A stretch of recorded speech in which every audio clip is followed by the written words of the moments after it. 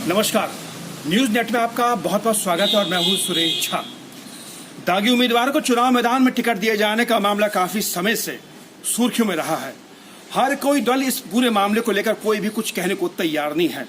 यह बहस का मुद्दा रहा है। इसको लेकर सुप्रीम कोर्ट में भी काफी बहस हो चुकी है। लेकिन आपको जानकर ताज्जुब होगा कि अभी तक किसी भी राजनीतिक दल यानी किसी भी पॉलिटिकल पार्टी के नेता ने आगे बढ़कर नहीं कहा कि वो स्वस्थ लोकतंत्र की परंपरा को कायम रखने के लिए किसी भी दागी उम्मीदवार को चुनाव मैदान में नहीं उतारेंगे।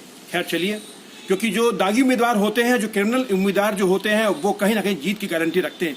इसलिए हर पार्टी यानी हर दल के नेताओं को दागी उम्मीदवार पसंद है, यानी उनके दाग पसंद है।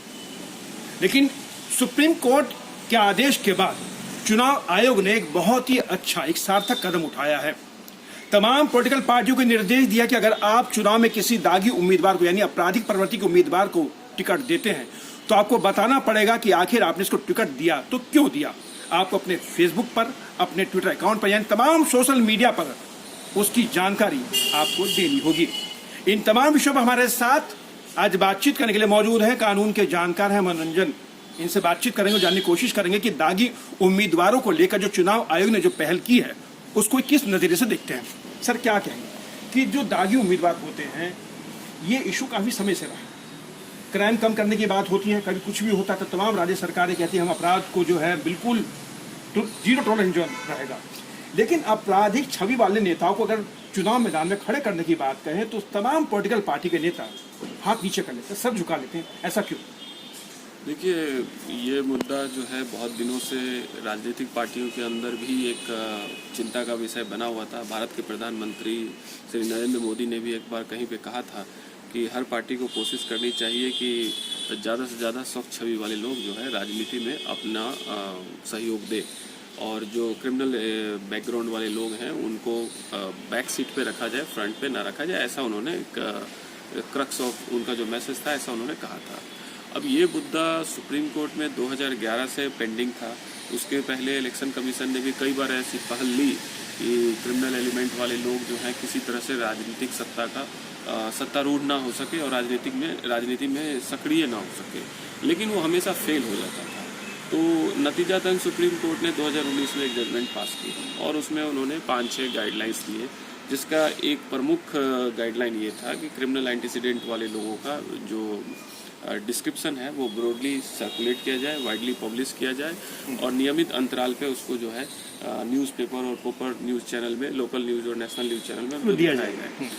लेकिन 2019 के जजमेंट के बावजूद भी इसका क्रियान्वयन जो है राजनीतिक पार्टी द्वारा नहीं किया गया, जिसके कारण 2020 में एक कंटेम्प्ट पिटीशन सुप्रीम कोर्ट में आई, जिसमें सुप्रीम कोर्ट ने इलेक्शन कमीशन को ये डायरेक्शन दिया कि आप इस हमारे निर्देश को सख्त रूप से पालन करवाएं और जो भी इंसान, जो भी राजनीतिक पार्टी इसका सम्मान नहीं करता, उसके इस तथ्य को हमारे सामने लाएं और हम उसे कंटेम्प्ट ट्रीट करेंगे। तो अब वो चूँकि कानून बन चुका है, आर्टिकल 142 में जब सुप्रीम कोर्ट कोई डायरेक्शन पास करती है तो वो लॉ ऑफ द लैंड हो जाता है। अब वो देश का एक कानून माना जाएगा। उसको फुलफिल करना हर पार्टी के लिए, इलेक्शन कमीशन के लिए अब एक मैंडेटरी डायरेक्शन है, उसको फुलफिल होना ही होगा। लेकिन सर, अब जो ये कदम उठाया गया कि आप कोई भी पॉलिटिकल पार्टी के, चाहे कांग्रेस हो, चाहे बीजेपी हो, चाहे सपा हो, कोई भी दल हो, अगर आप किसी आपराधिक छवि वाले को टिकट देते हैं तो आपको अपने ऑफिशियल जो फेसबुक और ट्विटर अकाउंट जो होगा उस पर आपको उसकी पूरी जानकारी देनी होगी और ये भी बताना पड़ेगा कि आखिर आपने इसको टिकट दिया तो क्यों दिया और आपको यही कैंडिडेट क्यों मिला।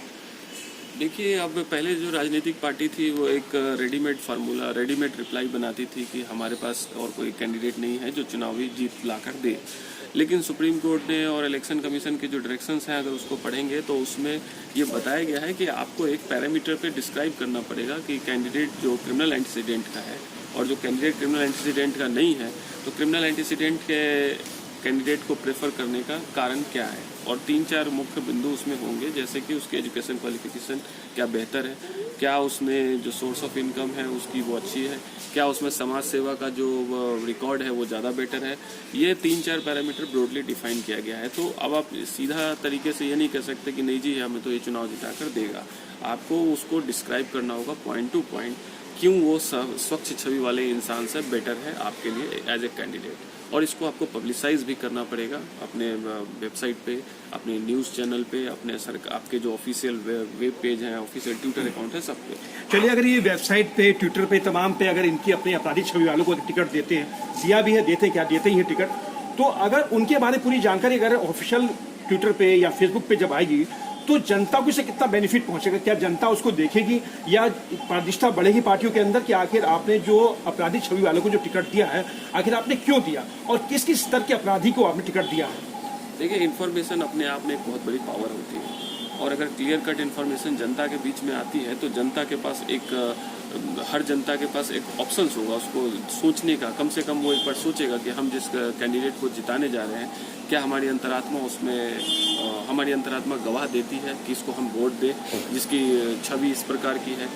जनता अब कल को ये जो कहती थी कि हमें तो बताया नहीं जाता था किसके खिलाफ क्या क्रिमिनल बैकग्राउंड है, अब जनता कम से कम खुद न्यायकर्ता बनेगी, इस मामले में खुद डिसीजन मेकर बनेगी, प्रॉपर डिसीजन मिलेगी, एम्पावर्ड हो गई है।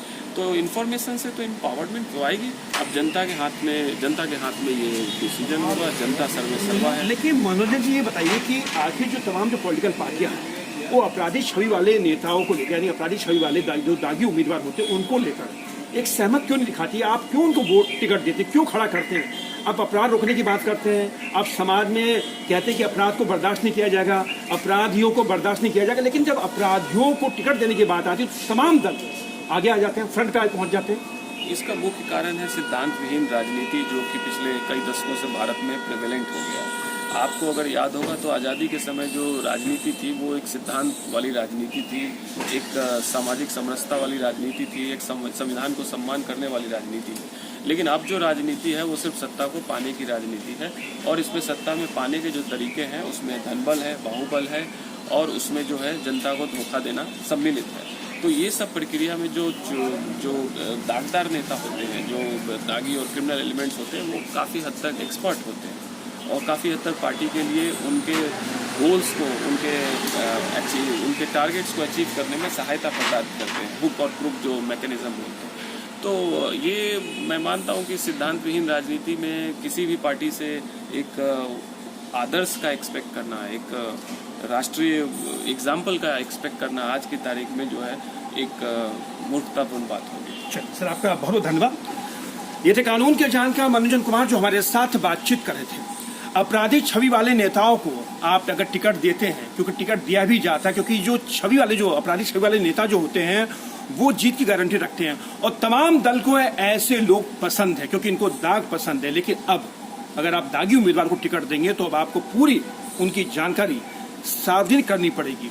अब कहीं ना कहीं एक अच्छा कदम है, लेकिन देखने वाली बात है कि तमाम मुद्दों पे जो पॉलिटिकल पार्टियां ध्वनिमत से एक साथ हो जाती हैं, क्राइम को कम करने को लेकर, तमाम तरह की बातों को लेकर, लेकिन जब ये इशू खड़ा होता है कि अपराधियों को टिकट नहीं देना है तो इस इशू पे सब मौन हो जाते हैं, कोई नहीं बोलता, क्योंकि सबको आपराधिक छवि के नेता यानी दागदार अपराधी पसंद है। कैमरा पर्सन राहुल के साथ सुरेश झा, न्यूज़ नेट, दिल्ली।